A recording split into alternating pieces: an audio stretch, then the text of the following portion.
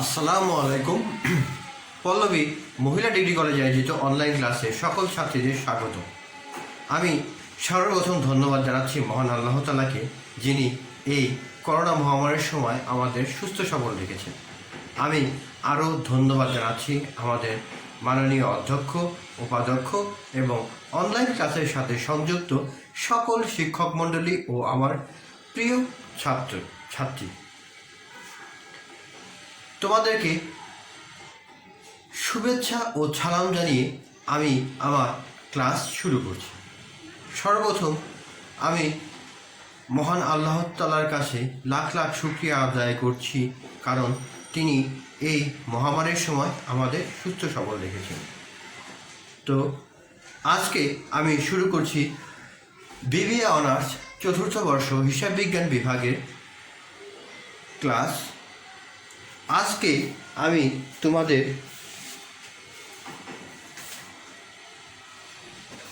Working capital management and financial analysis এই বইয়ের চতুর্থ অধ্যায়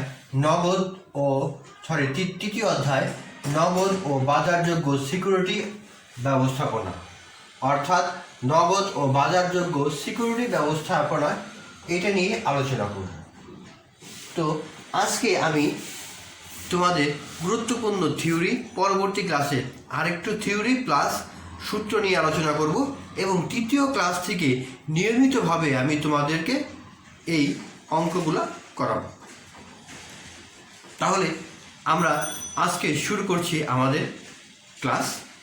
তো প্রিয় শিক্ষার্থী, আমরা প্রথমে দেখি যে নগদ ও বাজারযোগ্য সিকিউরিটি ব্যবস্থাপনা এই সম্পর্কে জানতে হলে প্রথমে আমরা নগদ নিয়ে আলোচনা করি।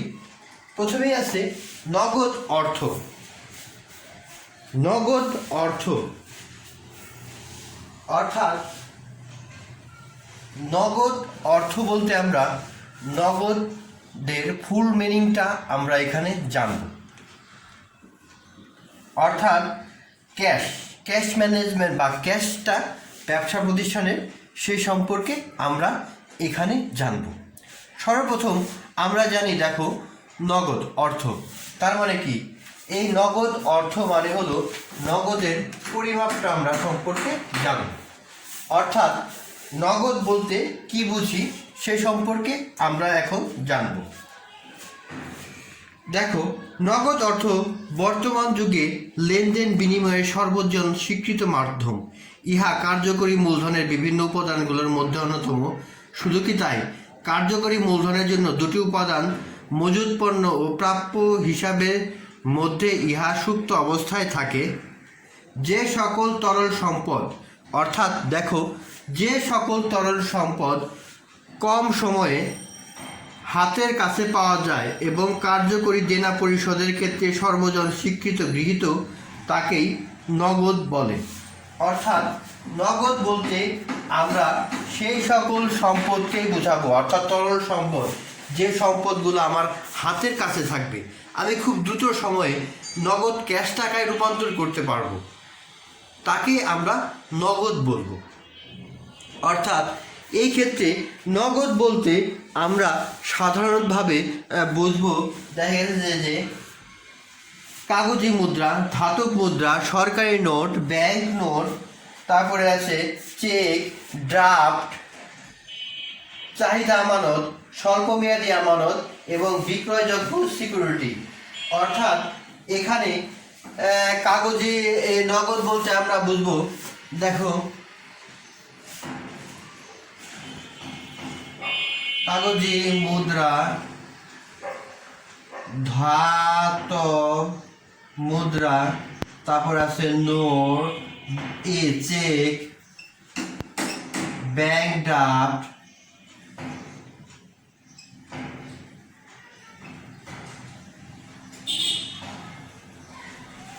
তারপরে আমরা আছে পে অর্ডার, তারপরে আছে বিক্রয়যোগ্য সিকিউরিটি, তারপরে আমরা স্বল্পমেয়াদী আমানত প্রভৃতি বলতেই আমরা এই নগদ অর্থকে বুঝাবো। তার মানে এই নগদের ফুল মিনিং বা নগদ অর্থটা কি? নগদ অর্থ মানে নগদের সংজ্ঞাটা কি সেটা আমরা ভালো মতো জানলাম।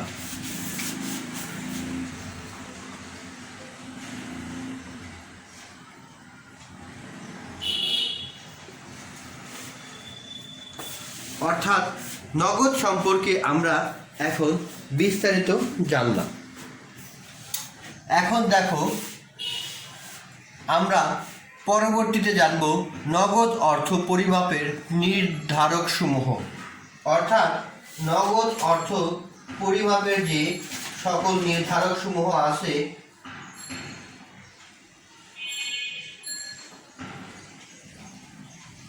সেই সম্পর্কে আমরা জানব। অর্থাৎ আমরা বলতে পারি নগদ অর্থ পরিমাপের নির্ধারক সমূহ, অর্থাৎ নগদ অর্থের নির্ধারক সম্পর্কে আমরা জানব। অথবা আমরা এটা বলতে পারি যে নগদ অর্থের প্রভাব বিস্তারকারী উপাদান বলতে আমরা কি বুঝি। তোমাদের কোশ্চেন আসে নগদ অর্থের পরিমাপের প্রভাব বিস্তারকারী উপাদানসমূহ আলোচনা করো। 4 মার্কের কোশ্চেনটা এটা আসতে পারে জাতীয় বিশ্ববিদ্যালয়ে। তো প্রিয় শিক্ষার্থী, আমি এখন এই নগদ অর্থ পরিমাপের নির্ধারকসমূহ বর্ণনা করছি। দেখো, 1 নাম্বার দেওয়া আছে ব্যবসায়ের আকার ও প্রকৃতি, 2 নগদ লেনদেনের পরিমাণ, 3 ধারে বিক্রয়ের সুবিধা, 4 ধারে ক্রয় সুযোগ, 5 আদায়ের নীতি, 6 নগদ চক্র সময়, 7 ঋণের সহজ প্রাপ্যতা, 8 প্রবৃদ্ধির হার, 9 সুযোগ ব্যয় হার, 10 বিনিয়োগ সম্ভাব্যতা। আমি এই সকল উপাদানগুলো খুব সহজেই তোমাদের মাঝে এখন বর্ণনা করব। 1 নাম্বার আছে দেখো ব্যবসায়ের আকার ও প্রকৃতি। অর্থাৎ ব্যবসায়ের যে আকার এবং প্রকৃতি, এই প্রকৃতির উপর নির্ভর করে এই পরিমাপের নির্ধারক। অর্থাৎ আমার ব্যবসা প্রতিষ্ঠানের আকার ও প্রকৃতি। আকারটা বলতে আমরা বুঝব স্বল্প বা ছোট, মাঝারি বা বৃহৎ আকার। আবার এই প্রকৃতিতে অর্থাৎ কি প্রকৃতিতে সে ব্যবসা করতেছে, কোন প্রকৃতির ব্যবসা, সেটার উপর নির্ভর করে এই নগদ অর্থের পরিমাপ বা নির্ধারক। অর্থাৎ যদি আবার ব্যবসা প্রতিষ্ঠান ছোট হয় তাহলে নগদ অর্থের পরিমাণ ছোট হবে, এবং ব্যবসা প্রতিষ্ঠান যদি আমার বড় হয় তাহলে এই প্রকৃতির নগদের পরিমাণটাও আমার খুব বেশি লাগবে। আর প্রকৃতি দেখা গেছে যে কোন প্রকৃতির ব্যবসাটা আমার জন্য খুবই উপযোগী, থেকে দেখা গেছে যে ব্যাংক সাধারণত কি করে, নগদ অর্থ নিয়ে এরা লেনদেন শুরু করে। ব্যাংক অর্থ অর্থাৎ নগদ টাকা ক্রয় বিক্রয়ের মাধ্যমে এরা মুনাফা অর্জন করে, তাহলে এর জন্য এক প্রকৃতি। আবার দেখা গেছে যে উৎপাদনকারী ব্যবসা প্রতিষ্ঠানের জন্য আরেক প্রকৃতি, এই প্রকৃতির উপরে নির্ভর করে। তারপর দেখো 2 নাম্বার নগদ লেনদেনের পরিমাপ। অর্থাৎ নগদ লেনদেনের পরিমাপটার উপরে ভিত্তি করে। দেখা যাচ্ছে কিছু কিছু প্রতিষ্ঠানে নগদ লেনদেনের পরিমাণটা বেশি হয়, কিছু কিছু প্রতিষ্ঠানে ধারে ক্রয় বিক্রয় করা হয়। এর উপরে ভিত্তি করে এই পরিমাপটা বা নির্ধারকটা নির্ণয় করা হয়। ধারে বিক্রয় সুবিধা, অবশ্যই আমার প্রতিষ্ঠানের উৎপাদিত পণ্য ধারে বিক্রয়ের সুবিধা দিতে হবে। যদি আমি সম্পূর্ণ নগদ টাকায় লেনদেন করি তাহলে আমার সম্পূর্ণ বিক্রি নাও হতে পারে। তাই প্রত্যেকটা ব্যবসা প্রতিষ্ঠান আজকালকার দিনে ধারে ব্যতীত চলতে পারে না। দেখা গেছে যে তোমাদের বাসার আশেপাশের মুদির দোকানদারাও এই ধারে বিক্রয়ের সুযোগ প্রায়। তাহলে ব্যবসা প্রতিষ্ঠানে ধারে বিক্রয়ের সুযোগটা খুবই গুরুত্বপূর্ণ বিষয় হিসেবে বিবেচিত হয়। তারপর দেখা গেছে যে ধারে ক্রয়ের সুযোগ। অর্থাৎ ধারে ক্রয়ের সুযোগ খুবই গুরুত্বপূর্ণ একটা বিষয়। অর্থাৎ ধারে ক্রয়ের সুযোগ দিতে হবে। আমি যখন ধারে বিক্রয় করব, ধারে ক্রয়ের সুযোগটাও আমি নিব। যেহেতু আমার কাঁচামাল অনেক সময় নগদ অর্থ নাও থাকতে পারে, তাহলে ধারে ক্রয়ের সুযোগটা আমি নেব, এবং কত তারিখে পরে আমি এই ধারে ক্রয়েরটা পরিশোধ করব তাও তার সাথে উল্লেখ থাকবে আমার এখানে। ধারে বিক্রয়ের ক্ষেত্রেও থাকবে, ধারে ক্রয়ের ক্ষেত্রেও থাকবে। আদায় নীতি হচ্ছে যে আমার নগদ অর্থ কতদিন পর পর আদায় হচ্ছে, অর্থাৎ আমি বিক্রি করছি সেটা কতদিনের পরে আমি আদায় করতেছি, সেটাই এই আদায় নীতির অংশ। নগদ চক্রের সময়, নগদ চক্রটা যেটা আছে, যেটা আমি পরবর্তীতে তোমাদের দেখাবো, এই নগদ চক্রের সময় যত কম হবে তত আমার অর্থের টার্নওভারটা বেশি হবে, ফলে আমার ব্যবসা প্রতিষ্ঠানে লাভ হবে। কিন্তু নগদ চক্রের সময়টা যদি আমার বেশি লাগে তাহলে নগদ অর্থ বা রিসাইকেল হতে বা পুনরায় ব্যবহৃত হতে সময় বেশি লাগবে, এই ক্ষেত্রে আমার মুনাফার হারটাও কমে যাবে। ঋণের সহজ প্রাপ্যতা, অর্থাৎ যে সকল ব্যবসা প্রতিষ্ঠানে আমরা সহজেই ঋণ পাবো সেই সকল ব্যবসা প্রতিষ্ঠানে আমরা সহজেই ঋণ গ্রহণ করব। যদি আমরা ঋণ গ্রহণের বা ঋণ প্রাপ্তিতে একটু ঝামেলাপূর্ণ হয় তাহলে ব্যবসা প্রতিষ্ঠানের জন্য ব্যাপক ক্ষতি সাধিত হয়, কারণ ঋণের সহজ প্রাপ্যতা ব্যবসার জন্য খুবই উপযোগী, কারণ ঋণ ব্যতীত ব্যবসা প্রতিষ্ঠান করাটা প্রায় অসম্ভবই বলা চলে। তাই ঋণের সহজ লভ্যতা খুবই গুরুত্বপূর্ণ বিষয় হিসেবে বিবেচিত হয়। প্রবৃদ্ধির হার, আমার কোম্পানির প্রবৃদ্ধির হার যত বেশি হবে আমি ঋণ প্রাপ্তিতে এবং বাজার থেকে সহজেই কাঁচামাল সংগ্রহ করতে পারব। সুযোগ ব্যয়ের হার, অর্থাৎ যে সুযোগ ব্যয়ের হারটা আমার সেই ক্ষেত্রে ব্যবস্থাপকটা নির্ভর করবে, অর্থাৎ কতগুলো অপশন থাকবে, যে কোন অপশনটা আমি ব্যবহার করলে সহজেই লাভবান হব, সেটাই হলো সুযোগ ব্যয়। অর্থাৎ আমাকে দুইটা অপশন থেকে উত্তম অপশনটাই বেছে নিতে হবে।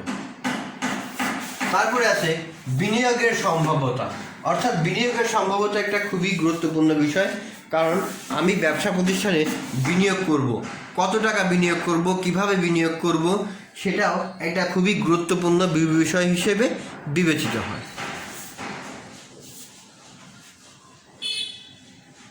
তো প্রিয় শিক্ষার্থীরা, তোমরা এখন জানলা নগদ এর অর্থ বা সংজ্ঞা সম্পর্কে আমরা ভালো বিস্তারিত জানলাম, এবং নগদ অর্থ পরিমাপের নির্ধারক বা প্রভাব বিস্তারকারী উপাদান সম্পর্কেও আমরা জানলাম। আমরা পরবর্তীতে জানব নগদ ব্যবস্থার সুবিধা এবং নগদ ব্যবস্থাপনার কৌশলসমূহ জানব।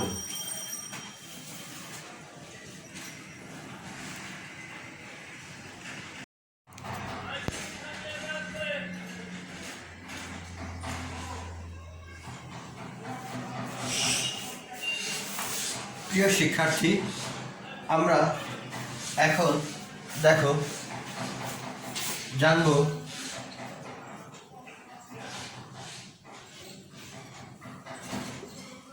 নগদ ব্যবস্থাপনার সুবিধা, অর্থাৎ নগদ ব্যবস্থাপনার কী কী সুবিধা আমরা পাবো সে সম্পর্কে আমরা এখন বিস্তারিত আলোচনা করব। দেখো, আমি তিনটে সুবিধা আপাতত বর্ণনা করছি। 1, পরিশোধ সূচি। 2, নগদ উদ্ধৃত ও সর্বনিম্নকরণ। 3, পরিচালনা চক্র। অর্থাৎ এই কয়েকটা সুবিধা আমি এখন বর্ণনা করছি। দেখো, প্রথমে আছে পরিশোধ সূচি, অর্থাৎ এই পরিশোধ সূচিটা কিভাবে তৈরি করব। প্রত্যেকটা ব্যবসা প্রতিষ্ঠানে এই নগদ পরিশোধ সূচি থাকাটা আবশ্যক, কারণ এর থেকে বিভিন্ন প্রকার সুযোগ সুবিধা আমরা প্রাপ্ত হতে পারি। দেখো, লক্ষ্য রাখো, ব্যবসায়ী স্বাভাবিক প্রক্রিয়া অনুযায়ী ফার্মকে কাঁচামালের মূল্য, মজুরি, উপরি খরচ ও অন্যান্য খরচের জন্য প্রতিনিয়ত অর্থ পরিশোধ করতে হয়। অন্যদিকে নগদ বিক্রয় বাবদ অথবা দেনাদারের নিকট হতে নগদ আন্তঃপ্রবাহ নিয়মিতভাবে ঘটতে থাকে। নগদ ব্যবস্থাপনার মূল উদ্দেশ্য হলো একটি উপযুক্ত অর্থ পরিশোধের তালিকা প্রস্তুত করা, অর্থাৎ ফার্মের প্রয়োজন মোতাবেক নগদ অর্থ পরিশোধের জন্য পর্যাপ্ত নগদ নগদ টাকা সংরক্ষণ করা। নগদ অর্থ তহবিল পরিশোধের সূচি মোতাবেক টাকা পরিশোধের গুরুত্বপূর্ণ ভূমিকা পালন করতে পারে। পর্যাপ্ত নগদ টাকা সংরক্ষণের যে সকল সুবিধা আছে সেই সুবিধাগুলো আমি এখন একটু বলে দিচ্ছি। কি কি সুবিধা আমরা নগদ টাকা অর্জন করলে বা নগদ টাকার ভিতরে পেতে পারি। দেখা গেছে যে 1 নাম্বার দেখা গেছে যে দায় পরিশোধের অক্ষমতার কারণে প্রতিষ্ঠান দেউলিয়া হতে রক্ষা করা। অর্থাৎ দায় যে আছে আমার, সেই দায় প্রতিষ্ঠানে যদি আমি অক্ষম হই তাহলে কি হবে, দেনাদার যারা পাওনাদার আছে তারা আমার নামে কেস করবে, ফলে কি হবে, আমার দেউলিয়া হয়ে যাওয়ার সম্ভাবনা থাকবে। এখান থেকে আমি একটা এই সুস্পষ্ট ধারণা করতে পারবো যদি আমার পরিশোধ সূচি বা নগদ প্রবাহ পরিশোধ সূচিটা আমার থাকে ব্যবসা প্রতিষ্ঠানে। 2 নাম্বার দেখা গেছে ব্যাংকের সাথে ফার্মের সম্পর্ক উন্নয়ন। আমি যদি নিয়মিত নগদ অর্থ পরিশোধ করি তাহলে ব্যাংকের সাথে আমার ব্যবসা প্রতিষ্ঠানের ভালো একটা সম্পর্ক তৈরি হবে। তারপরে নিজস্ব 3 নম্বরে আছে নিজস্ব আর্থিক সামর্থ্যের মধ্যে পূর্বানুমান করা। অর্থাৎ আমার নগদ কী পরিমাণ আছে সেই অনুযায়ী কী পরিমাণ আমি সামর্থ্য আছে এবং কী পরিমাণ আমি সেটা ব্যবহার করতে পারবো এখানে বিস্তারিত বর্ণনা বা বিস্তারিত জানতে পারবো। 4 নাম্বার দেখো, 4 নম্বরে আছে অর্থ নির্দিষ্ট সময়ের মধ্যে টাকা পরিশোধ করে ব্যবসায়ে বাট্টার সুযোগ গ্রহণ। অর্থাৎ আমি যদি পর্যাপ্ত নগদ প্রবাহ আমার হাতে থাকে তাহলে আমি যখন ক্রয় করব তখন ক্রয়ের মাঝে কী করব, নির্দিষ্ট পরিমাণ বাট্টাটা গ্রহণ করতে পারবো। অর্থাৎ ব্যবসা প্রতিষ্ঠানের মাধ্যমে আমি নির্দিষ্ট পরিমাণ বাট্টাটা সংগ্রহ করতে পারবো। তারপর দেখো 5 নম্বরে আছে প্রতিষ্ঠানের অনুকূল শর্তে ধারে পণ্য ক্রয়। অর্থাৎ প্রতিষ্ঠান যদি আমার অনুকূল হয় তাহলে শর্ত সাপেক্ষে আমি ধারে ক্রয়ের সুযোগ পাব। অর্থাৎ যদি আমি নির্দিষ্ট ডেটেই আমি টাকা পরিশোধ করি, যারা পাওনাদার আছে তাদেরকে টাকা নির্দিষ্ট দিনে পরিশোধ করি, তাহলে তারা আমাকে ধারে বা বাকিতে পণ্য দেবে। তারপরে আছে বিশেষ পরিস্থিতিতে সর্বনিম্ন মূল্যের অধিক পরিমাণে পণ্য ক্রয়। অনেক সময় আছে যে ব্যবসায়ীরা নগদ বিরাট অঙ্কের ছাড় দিতেছে, তার মানে কি আমি নগদ টাকা দিয়ে বিপুল পরিমাণে পণ্যদ্রব্য ক্রয় করতে পারবো। আবার কোনো প্রতিষ্ঠানের সময় আমার জরুরি বা দেখা গেছে যে অপ্রত্যাশিতভাবে টাকার প্রয়োজন পড়ে যায়, তখন আমি এই নগদ টাকা দিয়ে আমার সেই সমস্ত জরুরি এবং নগদ টাকার কার্যক্রম পরিচালনা করতে পারব। তারপর আছে নগদ উদ্ধৃত সর্বনিম্নকরণ। অর্থাৎ নগদ উদ্ধৃত আমার বেশি হওয়া যাবে না এবং কম হওয়া যাবে না, একটা কাম্য স্তরে এখানে আমার রাখতে হবে নগদ উদ্ধৃত। অর্থাৎ নগদ উদ্ধৃত হলো যদি বেশি হয় তাহলে আমি আমার পর্যাপ্ত ক্যাশ ম্যানেজমেন্ট করতে পারবো না, আবার কম হলে এই টাকার সমস্যায় আমার ব্যবসা প্রতিষ্ঠানে ক্ষতি হতে পারে, সুনাম নষ্ট হতে পারে।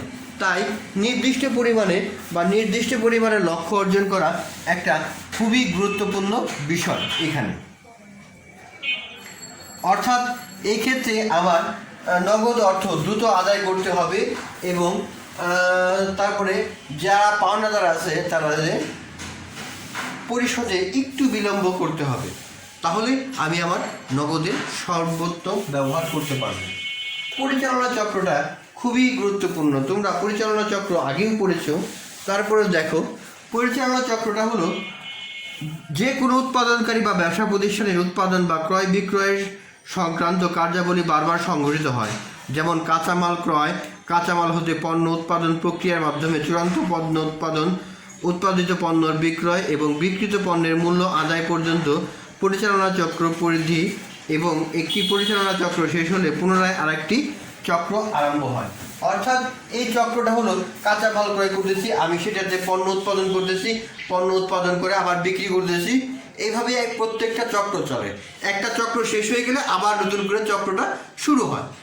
তাহলে খুব ভালো মতো তোমরা বুঝতে পেরেছো যে নগদ ব্যবস্থাপনার সুবিধা। তো প্রিয় শিক্ষার্থী, আমরা এখন জানবো নগদ ব্যবস্থাপনার কৌশল, অর্থাৎ কোন কোন কৌশলে নগদ ব্যবস্থাপনা আমরা করতে পারি।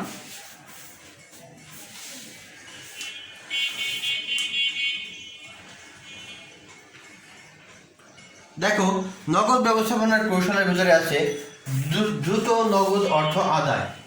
এই আদায়কে আমরা দুই ভাগে ভাগ করতে পারি, গ্রাহক কর্তৃক দ্রুত পরিশোধ, 2 নাম্বার ফ্লোট। এই ফ্লোটের ভিতরে আছে বিলিং ফ্লোট, ডাক ফ্লোট, চেক প্রক্রিয়াকরণ ফ্লোট, ব্যাংক ফ্লোট।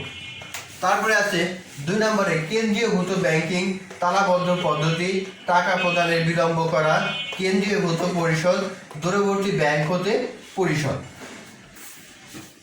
তো প্রিয় শিক্ষার্থী, আমরা এখন এ সম্পর্কে ভালো মতো জানব।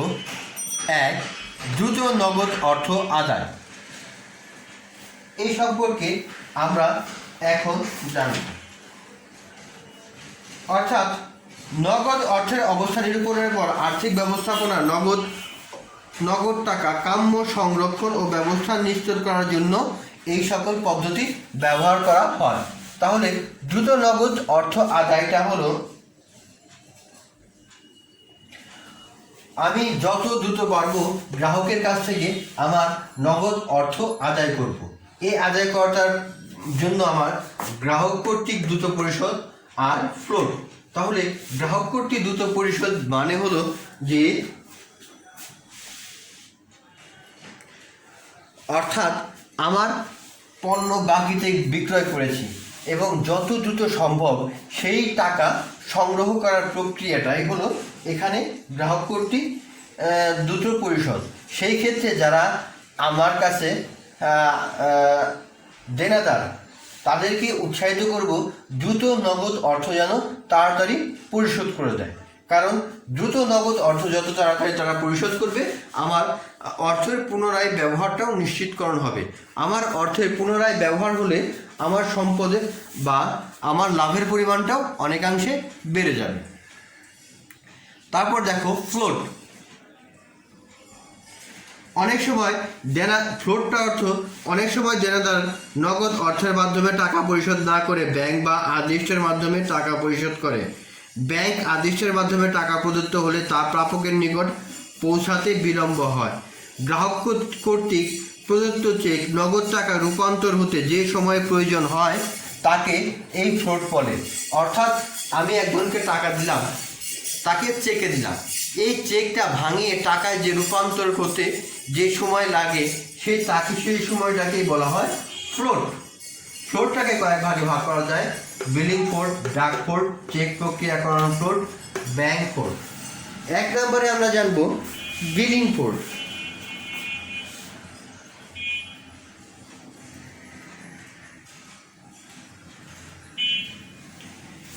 বিলিং ফ্লোট বলতে আমরা সেটাই বলবো যে দেখো, আমি একটু উদাহরণের মাধ্যমে বুঝাচ্ছি। আমি পণ্য বাকিতে বিক্রয় করেছি, তার মানে দেনাদারের কাছে বিক্রয় করেছি, তার মানে আমি দেনাদারের কাছে একটা চিঠি দিলাম যে দ্রুত অর্থ পরিশোধ করার জন্য। তার মানে কি, এই বিক্রি অর্থ দ্রুত পরিশোধ করার জন্য যে কয়দিন সময় পাওয়া যাবে সেই সময়টাকেই বলা হবে বিলিং ফ্লোট। অর্থাৎ বিলিং ফ্লোট বলতে আমরা বুঝবো, দেখা গেছে যে সচরাচর পণ্য বিক্রয়ের অল্প কিছুদিন পরে পণ্যের মূল্য পরিশোধের জন্য গ্রাহকের নিকট বিল প্রেরণ করা হয়। পণ্য বিক্রয়ের সময় হতে গ্রাহকের নিকট পণ্য বিল পৌঁছানোর পর্যন্ত যে সময় প্রয়োজন হয় তাকেই বিলিং ফ্লোট বলে। 2 নম্বর দেখো ডাক ফ্লোট। ডাক ফ্লোট বলতে বোঝায় যে আমি পণ্য বিক্রি করেছি দেনাদারের কাছে, দেনাদার আমার মূল্যটা যখন ডাকের মাধ্যমে পরিশোধ করবে, অর্থাৎ একটা চেক ডাকের মাধ্যমে আমার কাছে পাঠাবো, এই আসতে ডাকের মাধ্যমে আসতে যে কয়দিন সময় লাগে সেটাকে বলা হয় ডাক ফ্লোট। 3 নাম্বার চেক প্রক্রিয়াকরণ ফ্লোট। চেক প্রক্রিয়াকরণ ফ্লোট। চেক প্রক্রিয়াকরণ ফ্লোট বলতে সেটাকে আমরা বুঝাবো যে দেনাদার আমার অ্যাকাউন্টে একটা চেক, আমাকে একটা চেক দিল। চেকটা কি করব, ভাঙিয়ে আমি ব্যাংকে জমা দেব। ব্যাংক কেন্দ্রীয় ব্যাংকের মাধ্যমে চেকটা যখন ভাঙাবে, এই ভাঙানোর সময় যে কয়দিন সময় লাগবে সেটাই হলো চেক প্রক্রিয়াকরণ ফ্লোট। তারপরে আছে ব্যাংক ফ্লোট। ব্যাংক ফ্লোট বলতে আমরা সেটাকেই বোঝাবো,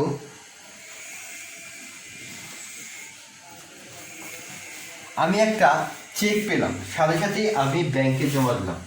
ব্যাংকে জমা দেওয়ার পরেই আমি টাকা উত্তোলন করতে পারবো না, কারণ ব্যাংকটা ওই আমার দেনাদারের ব্যাংকের কাছ থেকে অর্থ সংগ্রহ করে আমার অ্যাকাউন্টে যখন জমা দেবে তখনই আমি অর্থ সংগ্রহ করতে পারবো। এই সংগ্রহ করার যে সময়টুকু লাগবে সেটাকেই বলা হয় ব্যাংক ফ্লোট। তাহলে এই কয়েকটা সম্পর্কে ভালো মতো তোমরা বুঝতে পারলা। এখন 2 নাম্বার দেখো, কেন্দ্রীয়ভূত ব্যাংকিং। কেন্দ্রীয়ভূত ব্যাংকিং এই পদ্ধতিতে চেক আদায়ের কার্যকরকে কেন্দ্রীয়করণ করা হয়, অর্থাৎ বৃহদায়িত প্রতিষ্ঠান দেশের বিভিন্ন স্থানে আঞ্চলিক অফিসের মাধ্যমে ব্যবসা কার্যক্রম পরিচালনা করে। আঞ্চলিক অফিসগুলোকে প্রধান অফিসের পক্ষ থেকে চেক গ্রহণের করার ক্ষমতা প্রদান করা হয়। গ্রাহকদেরকে তাদের অবস্থান অনুযায়ী বিভিন্ন ভৌগোলিক এলাকায় বিভক্ত করা হয়। তাদের স্ব ভৌগোলিক এলাকা অনুযায়ী নির্দিষ্ট আঞ্চলিক অফিসে চেক জমা দেওয়ার জন্য বলা হয়। অর্থাৎ যে সকল ব্যবসা প্রতিষ্ঠান আছে সেই সকল ব্যবসা প্রতিষ্ঠান যখন সারা বাংলাদেশ ব্যাপী এরা ব্যবসা করবে, যদি একটা কেন্দ্রীয় অফিসের মাধ্যমে অর্থ সংগ্রহ করে, তার মানে অর্থ সংগ্রহের জন্য অনেক সময় লেগে যায়। তার মানে কি করে, এরা আঞ্চলিক যে অফিসগুলো আছে এই অফিসকে বলে তোমরা আমাদের দেনাদারের কাছ থেকে অর্থগুলো সংগ্রহ করো। সংগ্রহ করে এই আঞ্চলিক অফিসগুলোই এই কেন্দ্রীয় অফিসে সে পাঠিয়ে থাকে। 2 নাম্বার। 3 নাম্বার দেখো, তালাবদ্ধ পদ্ধতি। তালাবদ্ধ পদ্ধতি হলো ডাক বিভাগের একটা নির্দিষ্ট লকার থাকবে। এই লকারটা ওই কোম্পানি কিনে নেবে। কিনে নেওয়ার পর লকার নাম্বারটা প্রত্যেক দেনাদারকে দিয়ে দিবে, তোমরা এখানে অর্থ বা এখানে অর্থ ডাক বিভাগের মাধ্যমে তোমরা অর্থ পাঠাও এই লকারে। তো সেই লকার থেকে ব্যাংক দিনে 1 বার বা 2 বার দিয়ে তাদের সমস্ত চেক সংগ্রহ করে অর্থ আদায় করবে। এটাকে বলা হয় তালাবদ্ধ পদ্ধতি। 4, টাকা প্রদানে বিলম্ব করা। টাকা প্রদানে বিলম্ব করা মানে হলো আমার যে টাকা আছে এই টাকা প্রদানে সর্বশেষ ডেটে যেয়ে আমি আমার টাকা প্রদান করব। এতে কি হবে, সর্বশেষ যে ডেটে যখন আমি টাকা প্রদান করব তখন আমার টাকাটা আরও বেশি ব্যবহৃত হবে এবং যথাযথ ব্যবহারের মাধ্যমে আমি আমার নগদ অর্থের যথাযথ ব্যবহার করতে পারবো। কারণ আমি টাকা প্রদানে যত বিলম্ব করব তত আমার নগদ ক্যাশ টাকা আমার কাছে থাকবে এবং আমি অন্যান্য ক্ষেত্রেও এই টাকা ব্যবহার করতে পারি।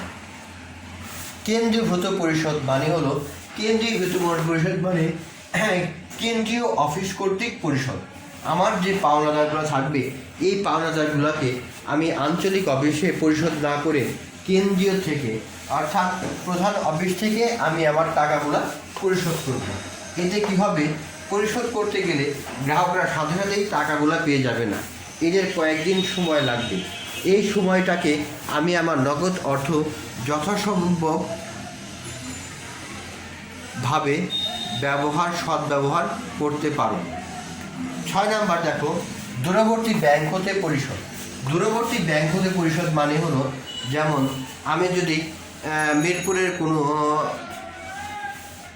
পাওনাদারকে মতিঝিলের ব্যাংক হতে একটা চেক প্রদান করি, তার মানে কি এখানে কয়েকদিন সময় তার টাকা উঠাতে লাগবে।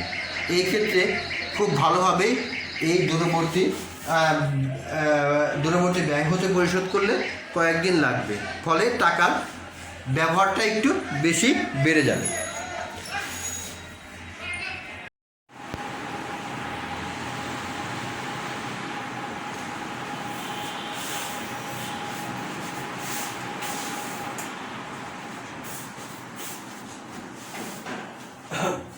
তো প্রিয় শিক্ষার্থী, আমরা এখন অর্থবাজার সম্পর্কে জানব এবং অর্থবাজারের হাতিয়ার সম্পর্কে আমরা এখন জানব। তো সর্বপ্রথম আমরা জানি অর্থবাজার কাকে বলে।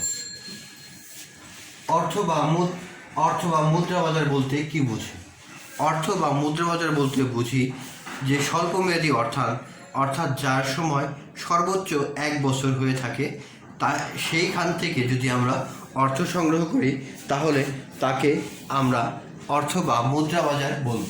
অর্থাৎ দেখো, মুদ্রা বাজার স্বল্পমেয়াদী 1 বছর বা তার কম সময়ের জন্য আর্থিক সম্পদসমূহ লেনদেন করা হয়।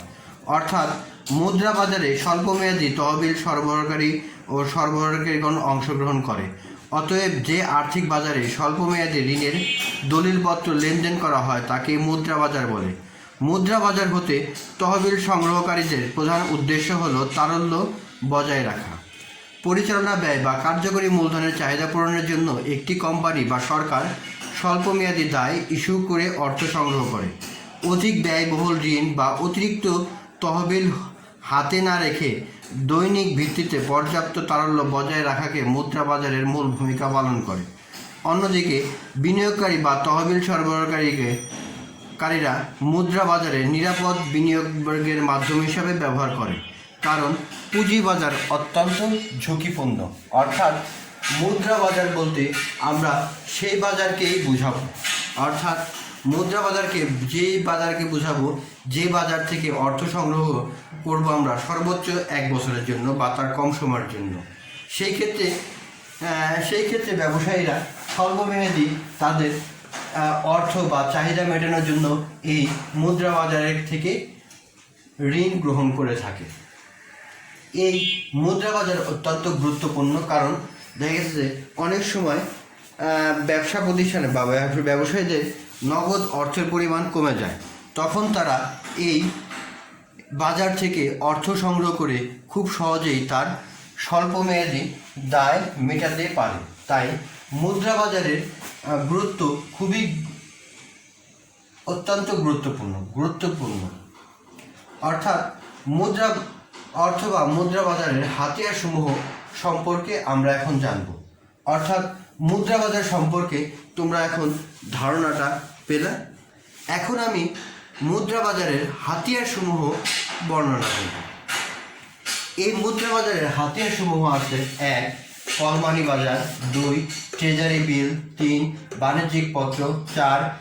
ব্যাংকের স্বীকৃতিপত্র, 5. হস্তান্তরযোগ্য আমানত সার্টিফিকেট, 6.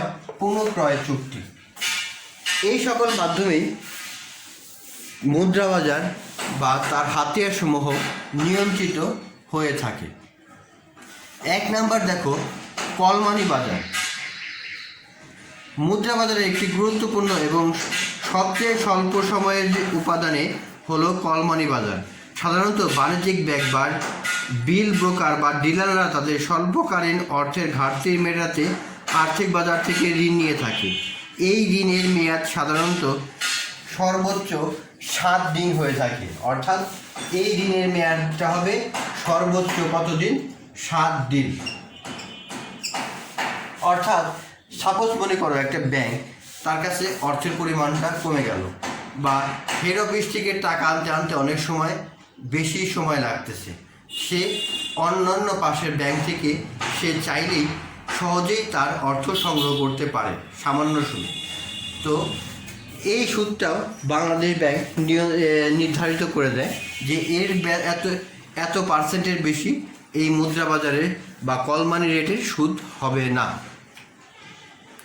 2 নাম্বার দেখো, ট্রেজারি বিল। অর্থাৎ মুদ্রা বাজারের সবচেয়ে জনপ্রিয় হাতিয়ার হচ্ছে ট্রেজারি বিল। সরকার স্বল্পমেয়াদী তহবিলের উৎস হিসেবে ট্রেজারি বিল ইস্যু করে, যা ভবিষ্যতে কোনো নির্দিষ্ট তারিখে পরিশোধ করার অঙ্গীকার করা হয়। অতএব পরিশোধের নির্দিষ্ট উল্লেখ করে যে সরকার স্বল্পমেয়াদী বিল ইস্যু করে তাকে ট্রেজারি বিল বলা হয়। বাংলাদেশ সরকার সাধারণত 28 দিন, 91 দিন, 182 দিন বা 364 দিন, 2 বছর বা 5 বছর মেয়াদী ট্রেজারি বিল ইস্যু করে থাকে। বাংলাদেশ ব্যাংক ট্রেজারি বিলগুলো আর্থিক ব্যবসা প্রতিষ্ঠানের কাছে নিলামের মাধ্যমে বিক্রি করে। এই বিলগুলো অভিহিত মূল্যের চেয়ে কম মূল্যে বিক্রয় করা হয়, অর্থাৎ বাট্টায় বিক্রি করা হয়। দেখো এই ট্রেজারি বিল সাধারণত দেখা গেছে যে 28 দিন, তারপরে আছে 91 দিন, তারপরে আছে 280 দিন, 280 বা 82 দিন, 364 দিন, 64 দিন, 1 বছর, 2 বছর, সর্বোচ্চ 5 বছর। এইভাবে এই ট্রেজারি বিল সরকার ইস্যু করে থাকে। এই ট্রেজারি বিল ইস্যু করে থাকে, সাপোজ আমি একটা উদাহরণ দিই, যেমন ইসলামী ব্যাংক সরকার 1 লক্ষ টাকার ট্রেজারি বন্ড ইস্যু করলো। ইসলামী ব্যাংক এই টাকাটা ক্রয় করলো কত বছরের জন্য, বা 1 বছরের জন্য ক্রয় করলো, সেটা 92,000 টাকা দিয়ে। 1 বছর পর এই 92,000 টাকা দিয়ে ক্রয় করার পরে 1 বছর পর সরকারের কাছ থেকে সে এই 1 লক্ষ টাকার ট্রেজারি বিল পাবে। এতে কি হলো, ইসলামী ব্যাংকের লাভ হলো 1 বছর পরে 8,000 টাকা। এটাই হলো ট্রেজারি বিলের উৎস। 3 নাম্বার, বাণিজ্যিক পত্র খুবই গুরুত্বপূর্ণ একটা বিষয়, কারণ এই পত্রের মাধ্যমে অভ্যন্তরীণে লেনদেন করা হয়। এটি একটি ঝুঁকিমুক্ত সিকিউরিটি বা সাধারণ বার্তায় বিক্রয় করা যায়। বাণিজ্যিক পত্র শুধু ব্লু চিপ অর্থাৎ বৃহৎ বা আর্থিকভাবে সচ্ছল কোম্পানিগুলোই ইস্যু করতে পারে। এটি একটি স্বল্প মেয়াদী জামানতবিহীন অঙ্গীকারপত্র যা বিক্রয় করে কোম্পানিগুলো তাদের স্বল্পমেয়াদী অর্থায়নের প্রয়োজন মেটায়। সাধারণত আমেরিকার বাণিজ্যিক পত্রের সময় 30 থেকে 270 দিন, অর্থাৎ আমেরিকায় এই বাণিজ্যিক পত্র 30 থেকে 270 দিন হয়ে থাকে, এবং ভারতে সেটা আছে 91 থেকে 180 দিন পর্যন্ত এটা আছে ভারতে। এটা আমেরিকা আর এটা ভারতে আছে। তারপরে দেখো 4 নাম্বার আছে ব্যাংকের স্বীকৃতিপত্র, অর্থাৎ ব্যাংকের স্বীকৃতিপত্র একটা খুবই গুরুত্বপূর্ণ পণ্য আমদানি ও রপ্তানির ক্ষেত্রে ব্যাংকের অঙ্গীকারপত্র প্রয়োজন, যা ব্যবসা প্রতিষ্ঠানের জন্য একটি স্বল্পমেয়াদী অর্থায়নের উৎস। এক্ষেত্রে ব্যাংক আমদানিকারকের পক্ষে হয়ে রপ্তানিকারককে অঙ্গীকার দেয় যে আমদানিকারক তার পণ্যের মূল্য পরিশোধ করতে ব্যর্থ হয় তবে ব্যাংক সে মূল্য পরিশোধ করবে। এক্ষেত্রে অবশ্যই ব্যাংক আমদানিকারক থেকে চার্জ আদায় করবে। অর্থাৎ দেখা গেছে যে ব্যাংকের স্বীকৃতিপত্রের মাধ্যমে আমি সহজেই আমদানি রপ্তানি করতে পারবো। উদাহরণ দেই, যেমন বাংলাদেশ থেকে চীনে পণ্য বা যন্ত্রপাতি আমি আমদানি করব, তার মানে এই প্রতিষ্ঠান ব্যাংকের কাছে যাবে, ব্যাংক তাকে একটি এই ব্যাংকের স্বীকৃতিপত্র প্রদান করবে যে ওই চীনা কোম্পানিকে, যে যদি আমার গ্রাহক অর্থ পরিশোধে ব্যর্থ হয় তাহলে আমি এই গ্রাহকের পক্ষে অর্থ পরিশোধ করে দিই। এই ক্ষেত্রে ব্যাংক যে চার্জটা গ্রহণ করবে সেটাই হলো ব্যাংকের লাভ। তাহলে ব্যাংকের স্বীকৃতিপত্রটা খুব সহজে বুঝতে পারলাম। 5 নাম্বার দেখো হস্তান্তরযোগ্য আমানত সার্টিফিকেট, অর্থাৎ বাণিজ্যিক ব্যাংক মেয়াদি আমানত বা জমানোর বিপরীতে যে সার্টিফিকেট ইস্যু করে তাকে হস্তান্তরযোগ্য আমানত বা সার্টিফিকেট বলা হয়। এটি হস্তান্তরযোগ্য কারণ মেয়াদ পূর্তির পূর্বে অর্থের প্রয়োজন হলে এটা মুদ্রা বাজারে বিক্রয় করা যায়। অর্থাৎ এই হস্তান্তরযোগ্য আমানত সার্টিফিকেট যখন আমার টাকার প্রয়োজন পড়বে তখন আমি এই মুদ্রা বাজারে এটা বিক্রি করে আমি সহজেই আমার এই টাকাগুলোকে নগদ অর্থে রূপান্তরিত করতে পারবো। 6 নাম্বার দেখো পুনঃক্রয় চুক্তি। পুনঃক্রয় চুক্তিটা কি? অর্থাৎ দেখো সরকারি স্বল্পমেয়াদী সিকিউরিটিজ বিক্রয় এবং তার নির্দিষ্ট সময় পর পুনরায় ক্রয় করার চুক্তিকে পুনঃক্রয় চুক্তি বলে। এই চুক্তির মাধ্যমে মুদ্রা সরবরাহ নিয়ন্ত্রণ করা হয়। যে দামে সিকিউরিটি সমূহ বিক্রি করা হয় তার চেয়ে অধিক দামে তা পুনরায় ক্রয় করা হয়। ক্রয় এবং বিক্রয়ের মধ্যে পার্থক্য হচ্ছে ক্রয়কারী প্রতিষ্ঠানের লাভ বা সুদ বাবদ আয়।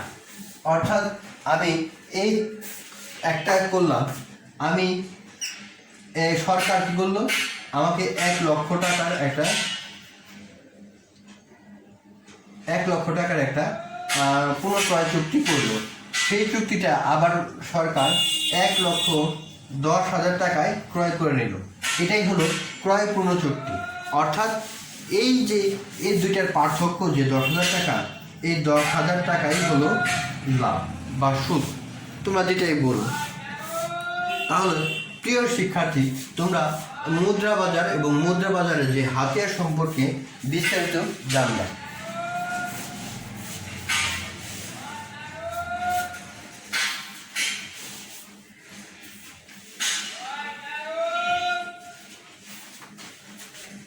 তো প্রিয় শিক্ষার্থী, তোমাদের সর্বশেষে সালাম ও শুভেচ্ছা জানিয়ে আমি আজকের মতো এখানেই আমার ক্লাস শেষ করব।